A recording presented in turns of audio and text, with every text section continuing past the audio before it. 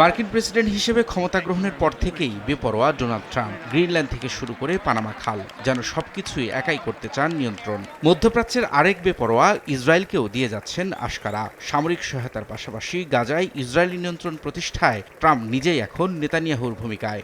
Israeli জিম্মিদের মুক্তির জন্য এবার কড়া ভাষায় আলটিমেটাম দিলেন ট্রাম্প।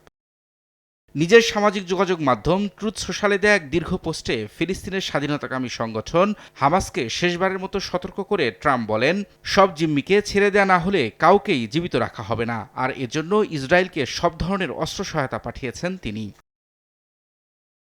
ট্রাম্পের এমন হুঁশিয়ারির কয়েক ঘন্টা আগে হামাসের সঙ্গে যুক্তরাষ্ট্রের সরাসরি বৈঠকের কথা জানায় হোয়াইট হাউস। বুধবার এক সংবাদ সম্মেলনে হোয়াইট হাউসের প্রেস সচিব ক্যারোলিন ডেভিড বিষয়টি নিশ্চিত করেন। যদিও এ বিষয়ে বিস্তারিত কিছুই জানাননি তিনি। তবে বিভিন্ন গণমাধ্যম বলছে, এই আলোচনার লক্ষ্য হল হামাসের কাছে বন্দী থাকা মার্কিন জিম্মিকে মুক্ত করা।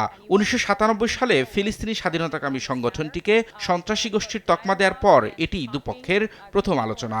এতদিন হামাসের সঙ্গে যুক্তরাষ্ট্র সরাসরি কোনো বৈঠকে অংশ না নিলেও ট্রাম্প প্রশাসনের এ উদ্যোগ নিয়ে শুরু হয়েছে নানা কৌতূহল। এদিকে যুদ্ধবিধ্বস্ত গাজা পুনর্গঠনের জন্য আরব দেশগুলোর দেয়া পরিকল্পনা প্রত্যাখ্যান করেছে যুক্তরাষ্ট্র। হোয়াইট হাউসের জাতীয় নিরাপত্তা কাউন্সিলের মুখপাত্র ব্রায়ান হিউজেস বলেছেন, আরব পরিকল্পনায় গাজার বাস্তব পরিস্থিতি উপেক্ষা করা হয়েছে। অঞ্চলটি বর্তমানে বসবাসের অনুপযোগী। ধ্বংসস্তূপ ও অবিস্ফোরিত গোলাবারুদে পূর্ণ এলাকায় বসবাস করা সম্ভব নয় বলে মন্তব্য তার। এর আগে ইসরায়েল জানায়, আরব দেশগুলোর জরুরি বৈঠকে 2023 সালের অক্টোবর পরবর্তী বাস্তবতাকে পাশ কাটানো হয়েছে। রবিউল ইসলাম আওলাদ, সময় সংবাদ।